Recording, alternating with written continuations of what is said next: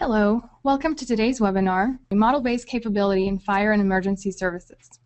I'm Eva Dace and I'm a member of the Marketing Department here at Vitech Corporation, and I'll be your host during today's webinar, which is being presented by Michael Brett.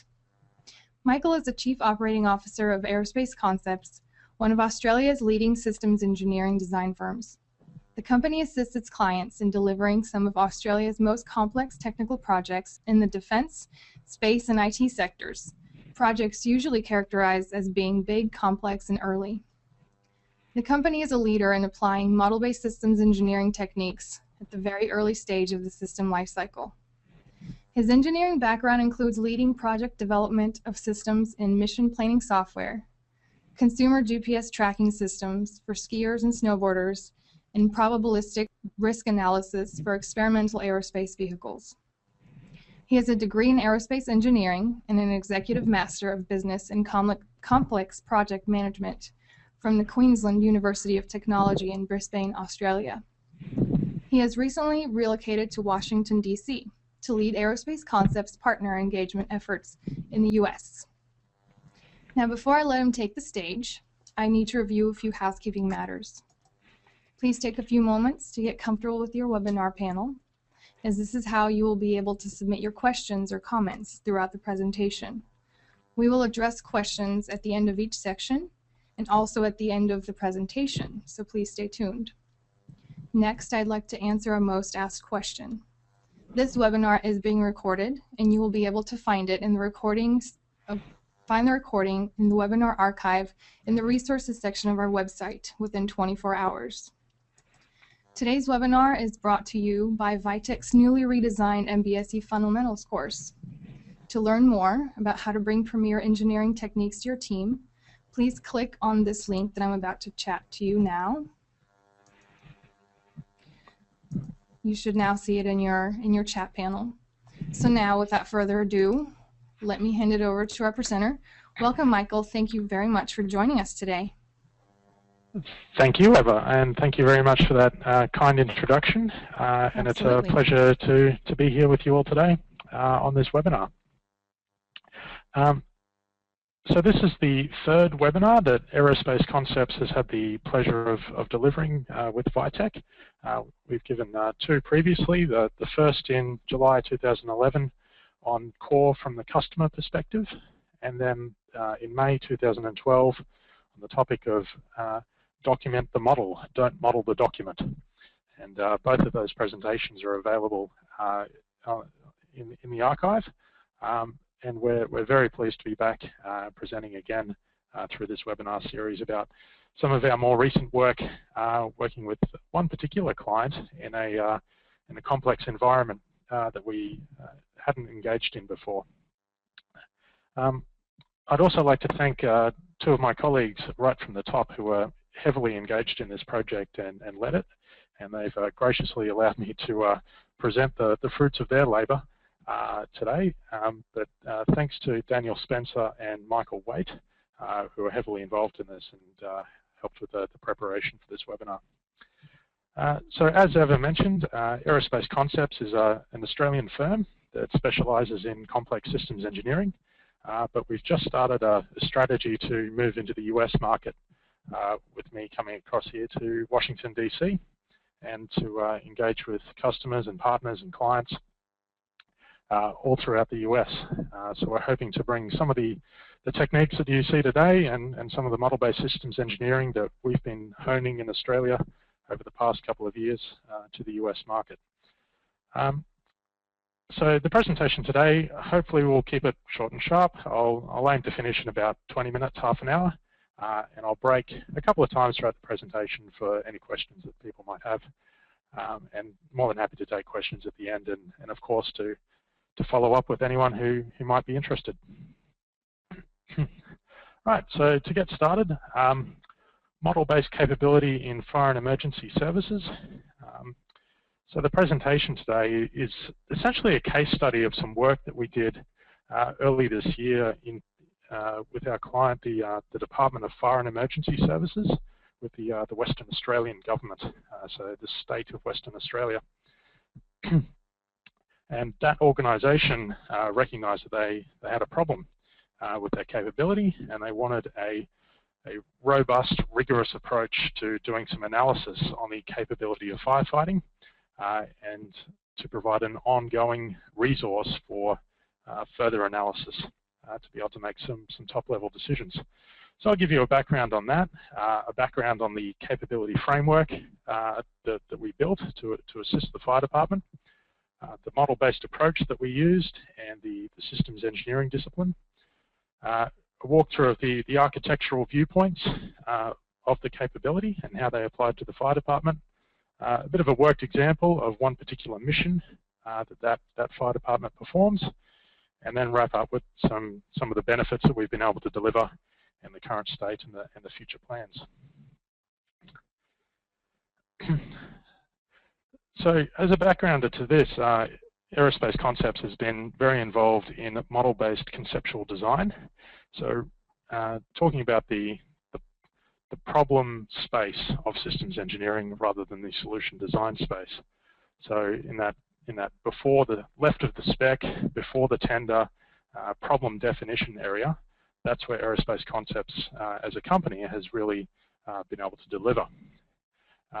And so we're heavily involved in the model-based conceptual design working group as part of MCOSY, formed last year, with the objective of enhancing the practice of problem definition and identifying capability needs.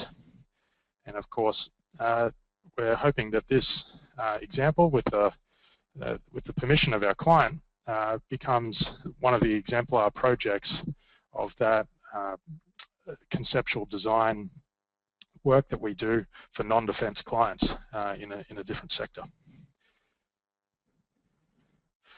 So the Department of Fire and Emergency Services in the state of Western Australia is an organisation that's responsible for fire and emergency response, and you'll see a long list of their missions a little later in the presentation across a very broad area. The state of Western Australia takes up approximately 1/3 of the continent. It's a massive area of land, and in Australia the responsibility for fire and emergency response comes in at the state level rather than at the county level or the city level that you see here in the US. So this organisation has responsibility across the entire state, including cities like Perth, the rural, like farmland around it, up into the mining and the desert sort of regions, and looking after critical national infrastructure such as ports and railways. So they have quite a big job and very limited resources across a difficult terrain, and the need to coordinate emergency services across all of those areas, including responses to natural disasters. So they have a crisis management response as well. They're responsible for the acquisition, management, and organisation of that entire capability. So they have autonomy with that, but then also do interface with a lot of other organisations that have adjacent responsibilities and sometimes overlapping responsibilities. An example being the police force, and there's another organisation that's responsible for wildfires and in forest land that they interface with. So this particular capability project was initiated by our client, who is the capability manager for the entire organisation. And the pressures that were placed upon him were emerging because of an inquiry into a particular incident back in 2011, the Margaret River Fire, where a number of deficiencies were found in the capability in the organisation, and something needed to be done. There were recommendations from the inquiry to make changes, and a robust and rigorous approach to delivering on that was needed. The organisation also had increasing areas of responsibility and complexity in the delivery, a lot more interfaces to work with. Like everyone, decreasing budgets. They also had the problem of retiring expertise. A lot of these senior firefighters were reaching retirement age and leaving the organisation, and creating a human capability problem. and there were unintended consequences, emergent properties of previous decisions, such as the number of different types of fire truck that were being bought. The organisation had a very undisciplined approach to acquisition, where they would get their available finances for the year, then make what seemed to be a very prudent decision on a case-by-case basis about which fire trucks they would buy for the year and which equipment. But when you take a look at the holistic system, what they found was that they were buying a different type of fire truck every year, which created maintenance problems and training problems and logistics problems all around that, rather than looking at a fleet-wide perspective. So all that is to say is that the Department of Fire and Emergency Services in WA had some increasing challenges placed upon them.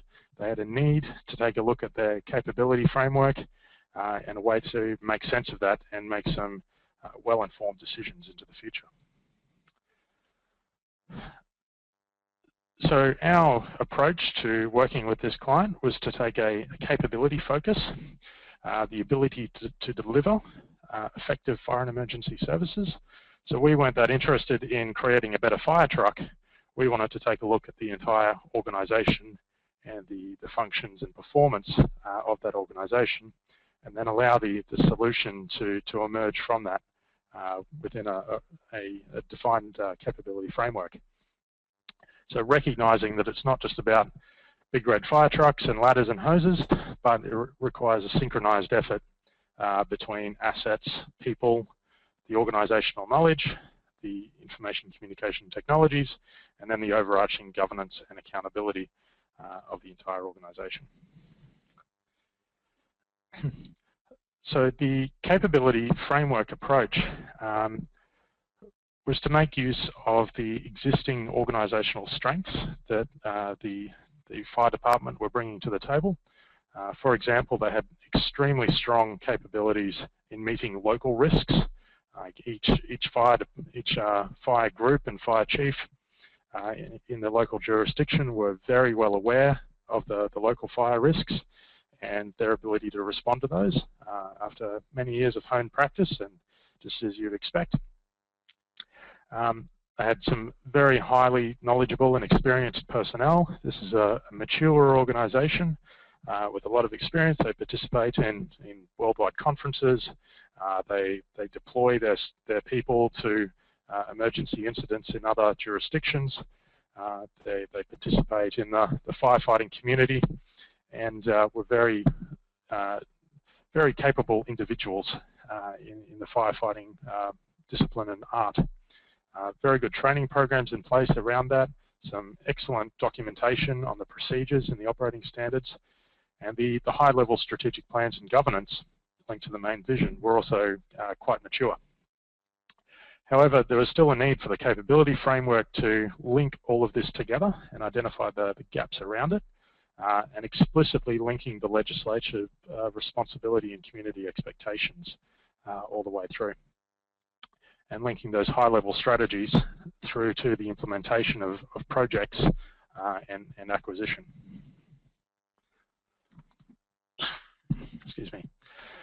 So the capability framework approach is to provide a number of things built around a tool. So the tool we used, of course, was Vitech's Core program. Our company is very experienced using Core. We like using it. It's an excellent product, and we have quite a bit of experience implementing that. And the ability to give a flexible approach was one of the key differentiators there. But built around the tool was a structure based on the entity relationship between the reference model about how the capability is to be analysed, designed, and stored. We also put a lot of work into defining processes for the organisation, and we designed this capability framework for them in conjunction with their senior staff. But the intention was always to hand over the entire capability framework to their operational teams and their capability definition teams, so that they could do this work themselves and keep the framework up to date and mature. Some of the work went into the processes around being able to do that, so that that organization could effectively be safe solo without the need to continuously engage a company like Aerospace Concepts to assist. And the third piece to that was a glossary of terms, very important in a complex organization with lots of history and experience to get the glossary, a common set of definitions in place. And also for folks that have never been exposed to the systems engineering discipline before, to be able to understand some of the terminology that's being used and the correct usage of that.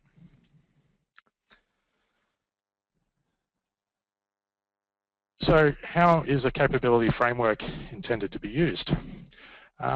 So once it's been designed and then populated with the information about the organization, it provides an excellent what-if tool to be able to do what-if analysis, to be able to support policy and acquisition decision-making. So it's intended to provide the organization with the ability to make very informed decisions and be able to inspect the trade-off space when you're constrained by things like budgets and timeframes and other issues like that. So a couple of quick examples there that might apply to a fire department. They've got their budget allocation for the year, a couple of $1 million, and so the question is asked, what is the best sort of equipment, best assortment of equipment that we should buy this year? And so some of the analysis might show up that the pumps aren't sufficiently tall or to support new high-density residential buildings that have gone in. The existing roping infrastructure isn't great for rescue, or we need to buy some extra hazmat kits, nuclear chem bio kits to be able to support that. So when the question comes up about allocation of capital, a capability framework is able to support those kind of decisions. Furthermore, it also provides a tool to be able to provide robust justification to people that might question the organization. So you might imagine that a political system such as a state parliament, a state congress, calls into question the decisions of the fire chief after a particular incident and says, why was it so that you chose to buy this other piece of equipment instead of investing here like the community might expect? And then the fire chief can turn around and be able to say something like, well, our analysis showed that there was a incident control capability problem and that we had to make investments around that. Or our processes for responding to this weren't sufficient, so we had to invest in a lot more training around some other thing. So there's that internal decision-making what-if analysis benefit on the usage, but then also the defensiveness when the organization is called into question. And it just shows that would assist the organization in being able to show their maturity to governance and control of the organization by using a tool such as this.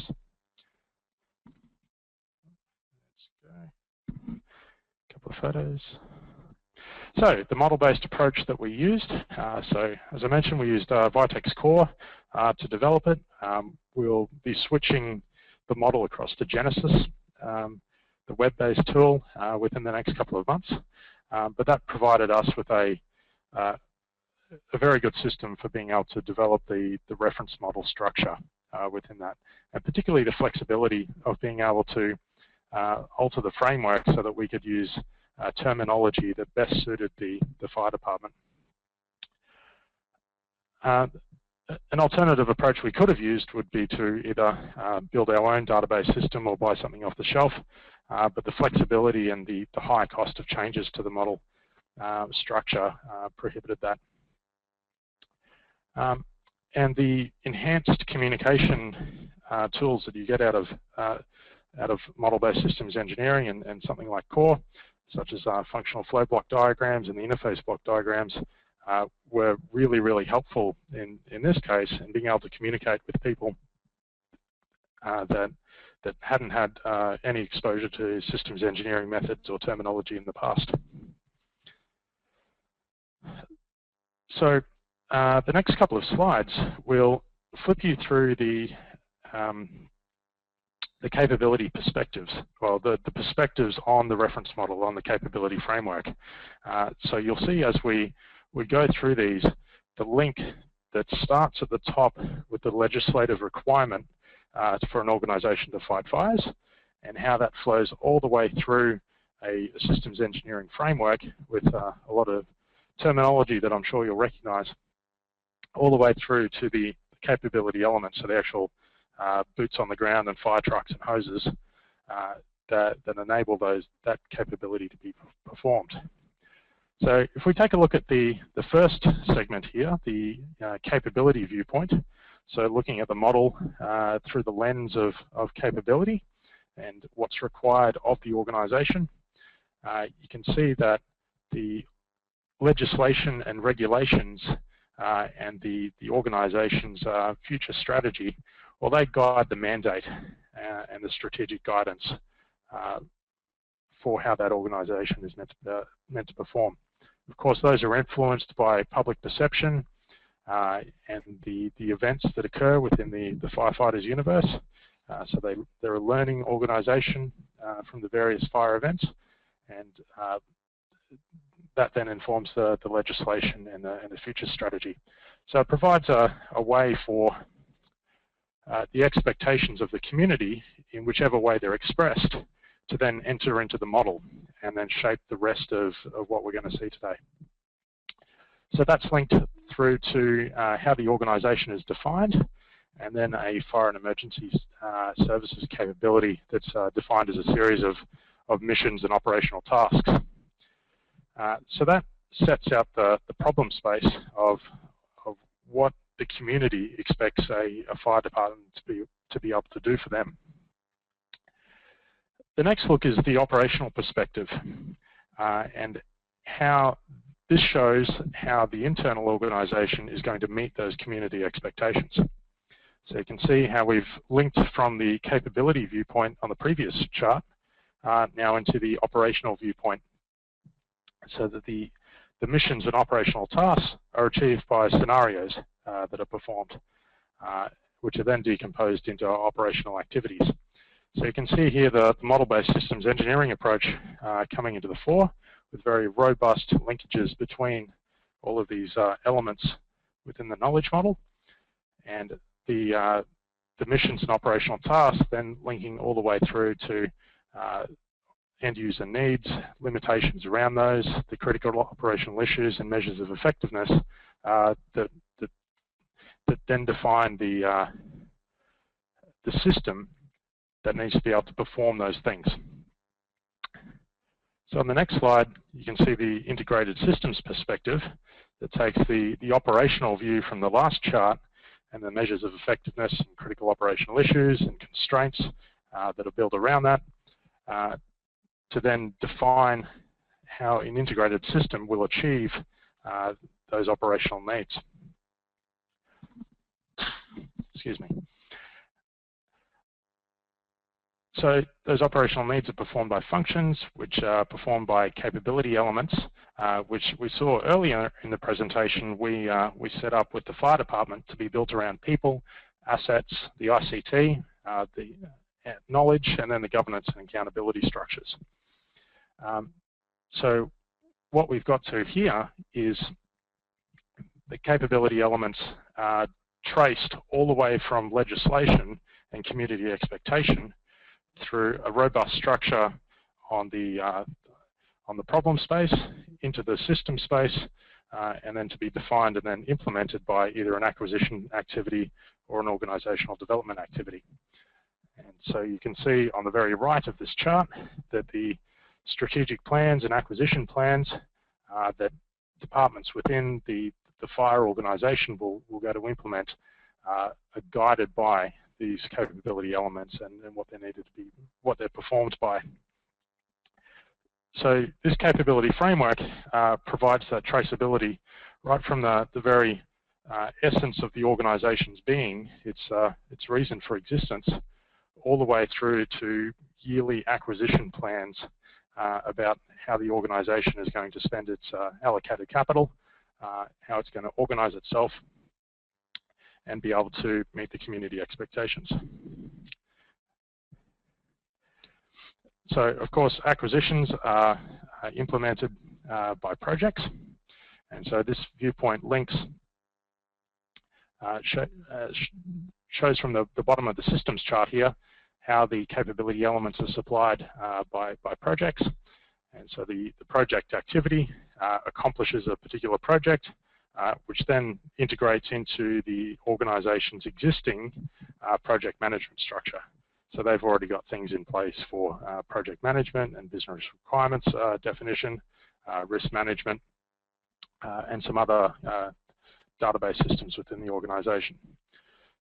So the capability framework product that we were able to provide the fire department here integrated into their existing business systems, and we were able to clearly show the links between the activities that were being conducted by that business as usual sort of work, the existing capabilities they had, by putting this framework over the top of it.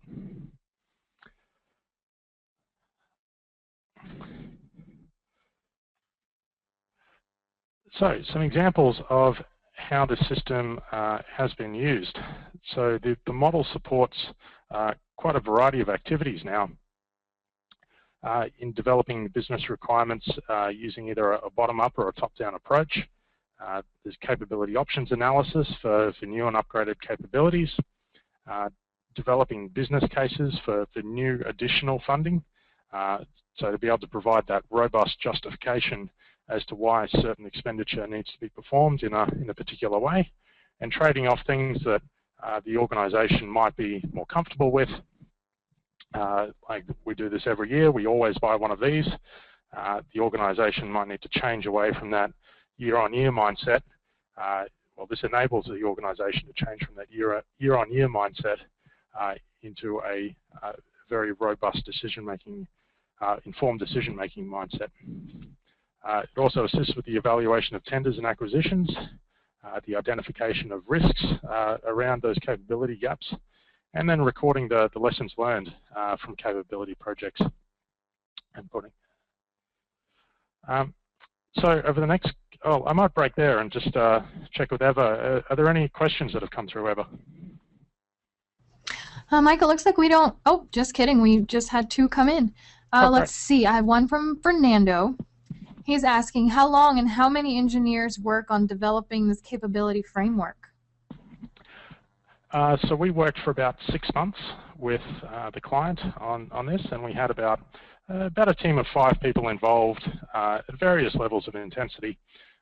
So my colleague Daniel Spencer did the bulk of the engagement, engaged full-time, a couple of people assisting him pretty much full-time, and then some cameo appearances by other folks to assist with things. But we also had a lot of involvement from the client organization. They were heavily involved with this in a variety of workshops, and I'll talk through some of those in a moment. Okay, thank you. One more question for you. This one is from Warren. What product did you leave with the FD? Plans, the model, or some other work product? Could you repeat the question, sorry? Sure. What product did you leave with the FD? Plans, the model, or some other work product? So we left with them. I'll actually go back to the slide where it covers it. So we left with them the model, so they have a copy of the model, and I believe they've also purchased a core license to be able to use it and operate it themselves. And we have a configuration plan in place with them so that we can maintain a common baseline between the fire department and ourselves. We also left them quite a large library of processes and forms and other tools so that they could follow those and guide their use of the tools, so that it didn't require qualified systems engineers to drive it anymore. They could be fire department specialists, and so long as they followed the recipe and followed the instructions for updating the capability framework, they could do it on their own. if there's no other questions ever, I'll thank move you. on to the I next actually bit. had a couple more questions come in. Sure. I've got two more for you. They came in as you were talking. Yep. Next one is from John. He wants to know, going back to chart number 13, are all the objects and interconnections contained and managed by core? So all of the interconnections that you can see in the colored boxes, John, they're contained within core. So the purple box there, and the green one there, and the blue one there, and the pink one on the project's viewpoint. That's all integrated within the core model using the capability framework. And then the external interfaces are off in the white there. So external interfaces into the project management module.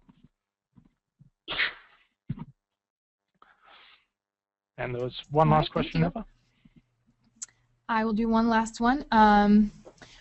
This one is from Will. What primary source artifacts did you develop through the workshops, scenarios, ConOps, mission threads, task lists? That's an excellent question and leads directly into the next part of the presentation. So I think I'll leave that there and go through the rest of the presentation. And if you've still got a question, Will, at the end, I'd be more than happy to answer it. That sounds good, Michael. I have a few more, but it sounds like you're ready to move on to the next section, so I can just hold those until the end, if that's okay with you. Yeah, that'd be great. Thanks. All right. So the next section of the presentation, I'll run through a bit of an example of how we created and populated the capability framework, which I discussed in the last section. So in working with the Western Australian Fire Department, we went through quite a series of workshops and investigations into their legislated responsibility and the community expectations around them to develop this complete and correct list and comprehensive list of the capabilities that that organization needed to perform. And you can see in this list here on the slide that there's about 40 different capabilities that the organization has been mandated or is expected to perform in some way. So they range from the classic fire department role of putting out structural fires to also supporting bushfires, cyclone responses, earthquakes, being able to do with collapse and search and rescue, being able to do with resupply missions and some air operations, being able to do with incident control and emergency management and medical capability. So this list here is a comprehensive list of what the Western Australian Fire Department needs to be able to perform. And of course, there's a lot of stuff to do here. This is an organisation which needs to perform a very long list of activities, and of course requires quite a lot of infrastructure to be able to support that, specialist training, the right kind of people. Because we were just getting started with the organisation, we picked 3 to start with. And the 3 that we started with are highlighted there in yellow. And we selected those ones based on the criteria of picking some stretch goals. So what are the things that stretch the organisation, which have the most impact on the organisation in what they're able to deliver? So we picked a complex structural fire. So you can imagine a high-density residential building or a factory fire with lots of equipment and noxious materials in it. That kind of thing, where a fire department will need to send a lot of equipment and a lot of people out to be able to respond to that incident. We also picked the rural-urban interface fires, mostly because of the context in which the fire department was operating in. The city of Perth has been growing rapidly over the past couple of years. The city itself has expanded greatly into the neighbouring bushland, and many of the houses that were being built on new acreages. There was sort of a mix of a residential urban environment and an idyllic sort of bushland environment with kangaroos around and birds in the trees and that kind of thing. But that scenario presented the fire department with some particular challenges, being able to get water out to the right places and do command and control with other organisations and that kind of thing. So that was a stretch target for them. And then the last one that we worked them through was incident command and control, mostly to develop their experience and expertise in command and control concepts, and to be able to talk them through some specific war games on those. So those are the three capabilities that we assisted them with populating into the capability framework. Since then, the organisation itself has used the processes that we've left with them to populate more of the model. And then our organisation, Aerospace Concepts, will be coming back in the next couple of months to do a bit of a review of those and audit, clean up any work and apply some systems engineering discipline around it, and then maybe pick another couple to work through. So over the next couple of slides, I'll walk you through a bit of an example about how we did the rural-urban interface fires and how that came together. So as I mentioned before, the rural-urban interface in Perth, this is essentially a war game around that scenario. So defining the rural-urban interface scenario here, this is actually based on a real incident that happened a couple of years ago in Perth. You can see at the bottom of the screen there, the two parallel lines going across the bottom. That's a railway track, and we can imagine a malfunctioning train went along the railway track and created a bunch of sparks that came off the wheels and dropped into dry grass, and created a fire front in grass along the railway track there. The wind was unfortunately blowing in the unfortunate direction to some a new nearby housing development across some critical infrastructure such as a power station. In the way there was a pine plantation, a forestry with some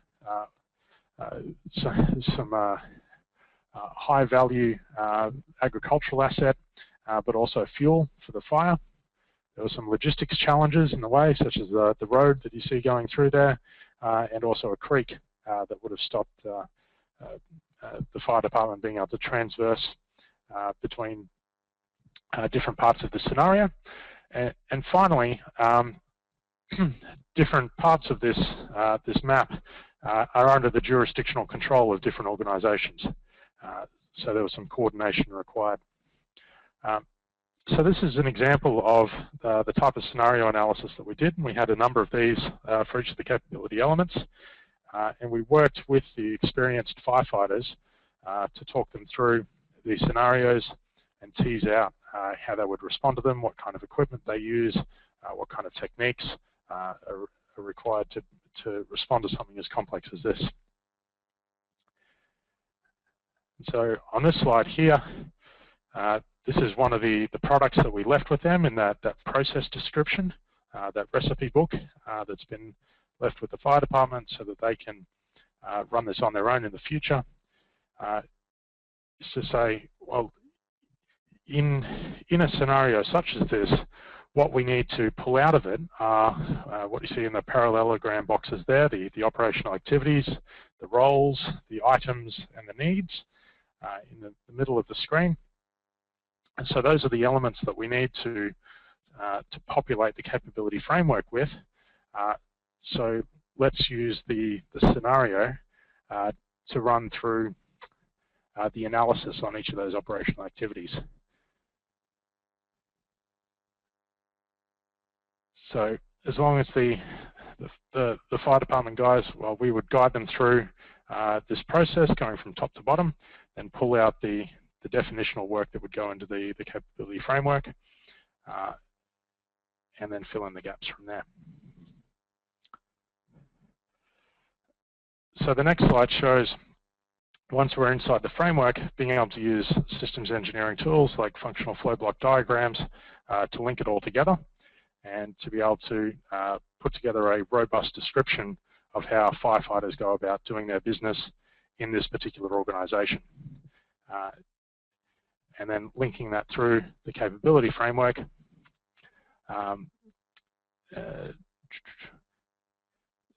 So I'll come back to that point.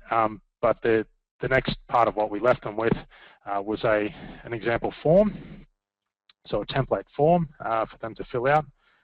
As we went through these scenarios, to be able to list out things like the assets that were involved in it and the governance and accountability items, all of those capability elements that we saw before, just giving them the boxes to fill in as we went through a scenario such as this, so that we could capture all the information involved. And it's important to note that these type of forms don't replace the consultation and the workshops required. It's very difficult for one person on their own to work through something like this and get a comprehensive capture of what's going on in the organization, but they're very useful tools to be able to support them as something as basic as a form. So using the scenario, using the process and the form involved in it, working within the model, doing some analysis around functional flow block diagrams and the like, we were able to pull out the elements of the rural-urban interface fire that was able to that are required to perform that capability. So you can see that we've got a list there of a bunch of different capability elements. We've got the assets, the governance and accountability, the ICT, the knowledge, and the people. So if the Western Australian Fire Department is going to adequately meet the community expectation around putting out fires in the rural-urban interface, then they need all of these things. They need to be able to either acquire them or organise or design the organisation to use them effectively, or to train people to have this knowledge and these skills. So you can see that in using the capability framework, in using the scenario kind of war game analysis, and then a little bit of light systems engineering discipline around it, we're able to effectively come up with a shopping list for the organisation about what's required to meet the community expectations there. So the lessons learned from this engagement with our client was that it was certainly a challenge in translating the language and concepts of a defence and aerospace organisation that Aerospace Concepts grew up in. We do a lot outside of that sector now, but whenever we get engaged into a new sector, into a new community, they've got their own language and concepts, and being able to work with the discipline that we use was a bit of a challenge. And we found that it either needs significant experience within that target client embedded within them, or a key advocate within that organisation to be able to say to their colleagues, look, don't worry guys, let's keep going down this path on the systems engineering. It'll all be worth it in the end, and a whole lot of trust then. Very early on in the process, there was certainly a need to demonstrate the benefits for a real example, and the rural-urban interface one was what we led with. We chased all the way through very quickly to get from the legislative requirements, tracing all the way through to that rural-urban interface scenario.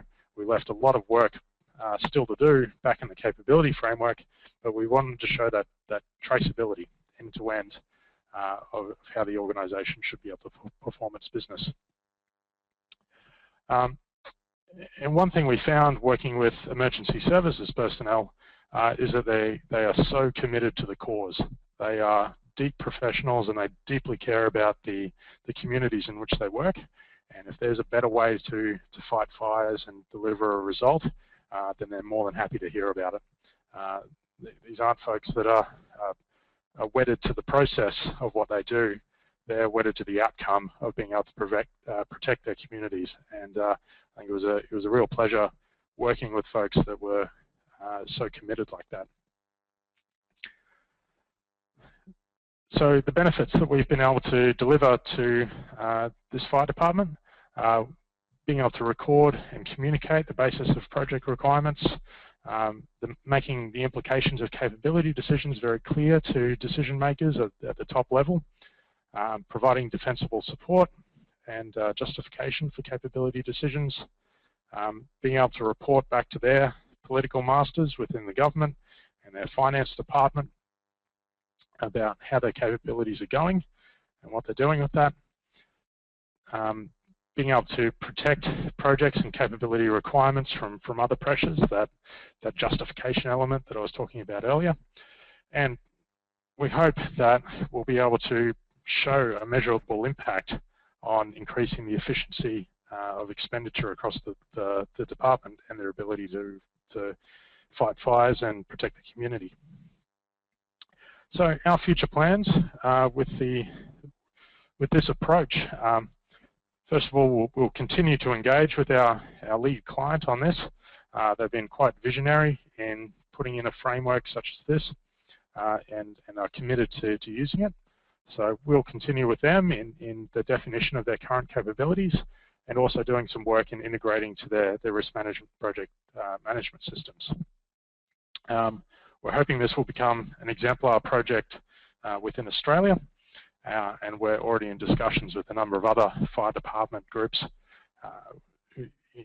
in Australia that might be able to leverage a lot of the work that's already been done.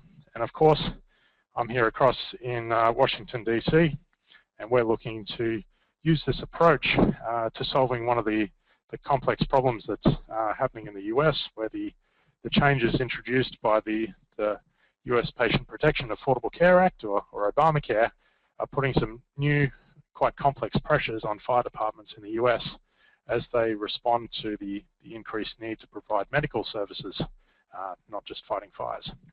So we're hoping that this approach and this framework will be adopted by other groups, and we'll be able to work with those clients to enable their success.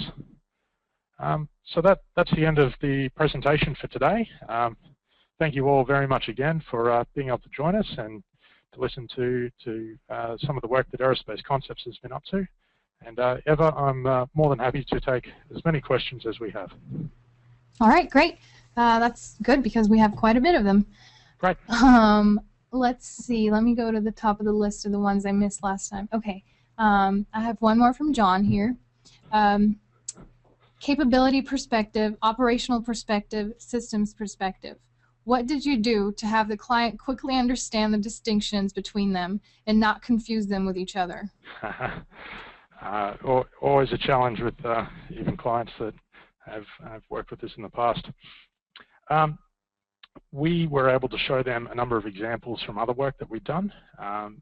So the worked examples of previous capability definition exercises where we could show them the distinction between,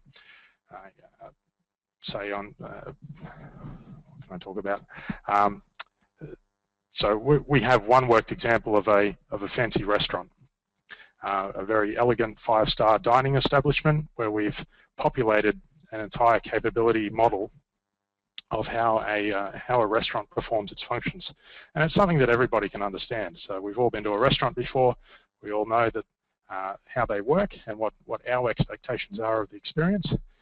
So we have a worked example of that, which we show to new clients so that they can see the difference between the restaurant as a system, the restaurant as the operational viewpoint, and then the restaurant as a capability viewpoint.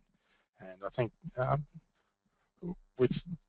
with it illustrated in that way and a couple of other pertinent examples, it doesn't take long to be able to pull it apart into their own organization.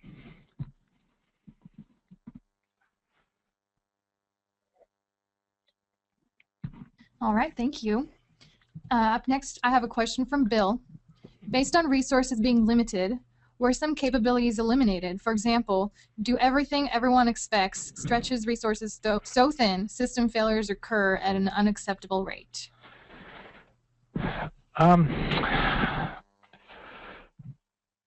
Not yet, not yet. Certainly the fire department organization feels feels those pressures and feels the pressure of being able to do everything that everyone expects, but they don't have a way currently to be able to prove it. That there's no way to go back to the governance structure of the state. So say back to the governor and say, Governor, we'd love to do all of these things you've asked us to do, but we simply can't achieve X, Y, and Z. We just don't have the ability to cover all of the capabilities. So these three are the three that we recommend that we skip. There's no ability at the moment within an organisation as complex as this to be able to make a robust case as to why not. But perhaps a capability framework, once it's fully populated, the what-if analysis will draw that out. I suspect, though, that the type of people that firefighters tend to be, where they deeply embody that community spirit of being the protectors, they will find a way to take on that role no matter what, even if they have to make compromises themselves, sort of doing that self-sacrificing kind of behaviour. But hopefully the capability framework will help them make informed decisions on self-sacrificing rather than not. Good question though, Bill. All right. Next one is from John. He wants you to go back to chart 21. He says, please provide additional detail on how the benefit was conveyed through the example.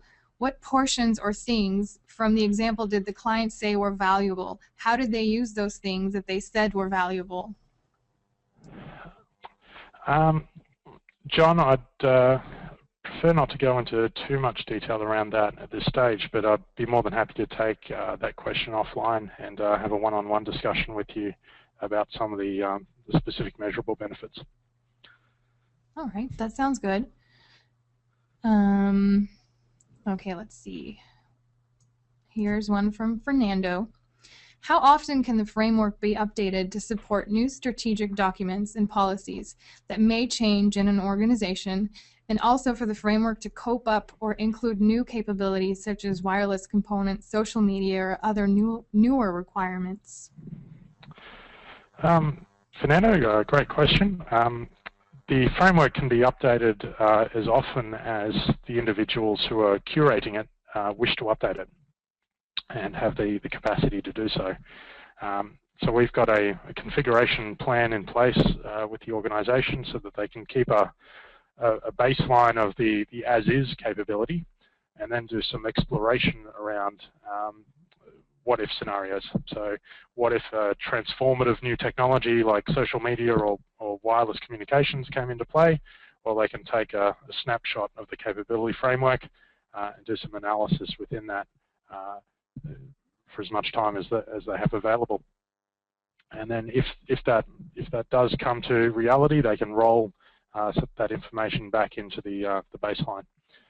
So it really depends on the folks that are curating it and looking after it and updating it. If they've got the time available to do that work, they can update it as often as they like. Okay, thank you. Next one is from Will. Will your next steps move into executable models and dynamic behavior? How would your resources and process change to support that? Oh, we'd love to do that, and we've spoken to a couple of fire departments already that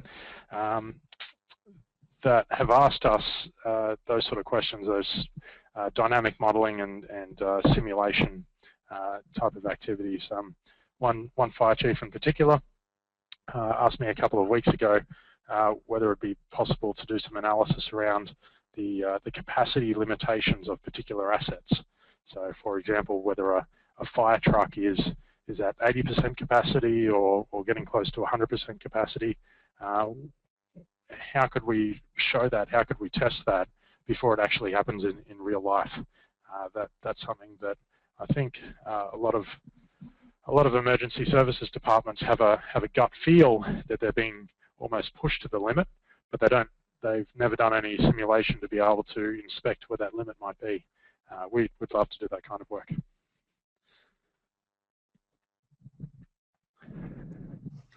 Okay. Up next, a question from Susan. Systems engineers breaking into non-defense and aerospace sectors can be challenging. What conditions enable this work to take place? Yeah, it's always really tough getting outside of the aerospace and defense market where there's a culture of systems engineering and people know what it is and hopefully respect it into an entirely different sector where people just aren't aware of the discipline at all or the value that it could bring. In this particular case, there was the champion within the client organization was the one looking for something like this. And it was a fortuitous exchange that allowed us to connect and work together. And this individual had experience within the defense environment before, so they knew what capability looked like and how it was defined within defense. And so he saw the need to be able to bring that same type of thinking and that approach across to what he perceived to be a complex system in the firefighting world. So it really was an internal champion that allowed this to happen, and hopefully we can translate the benefits that we've gained from that engagement across to other fire departments that may not have that same type of internal champion.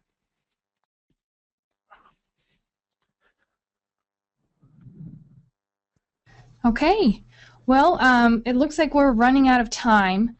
Michael, I'm getting quite a bit of people who would like to speak with you privately, so would it be okay if they contacted you on your personal email? Absolutely, I'd welcome that. What's the best way to get that email address to them? Why don't I just chat out your email, and that way they can contact you if they would like. Yep. I'd welcome that. Thank you very much. Okay. And so that's Michael Brett at I'm sorry, what was it? Michael Brett at? Michael.brett@concepts.aero. So you can see our website address is there on the screen right now. Okay. In fact, let me just real quick. We'll do it this way.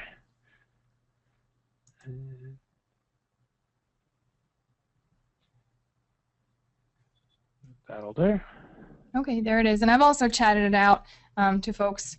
So I apologize if we didn't get to your question today. So you can contact Michael directly. And also, you can post your questions or comments to our forum on the community site at community.vitechcorp.com. And let me also give you the link to that.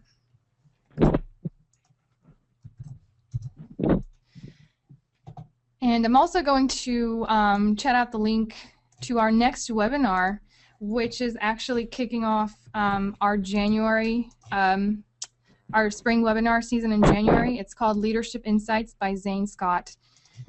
And as I mentioned before, a recording of today's webinar will be posted in the resources section of our website within the next 24 hours. At the conclusion of this webinar, a survey will open on your screen. Please take a moment to give us feedback on today's presentation or any other topics you'd like to see covered in future webinars. We have added some new questions to our survey to help us determine the best time to hold our live webinar, so please let us know what works best for you.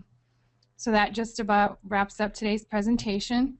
I would like to thank you all for joining us, and I wish you all a great day.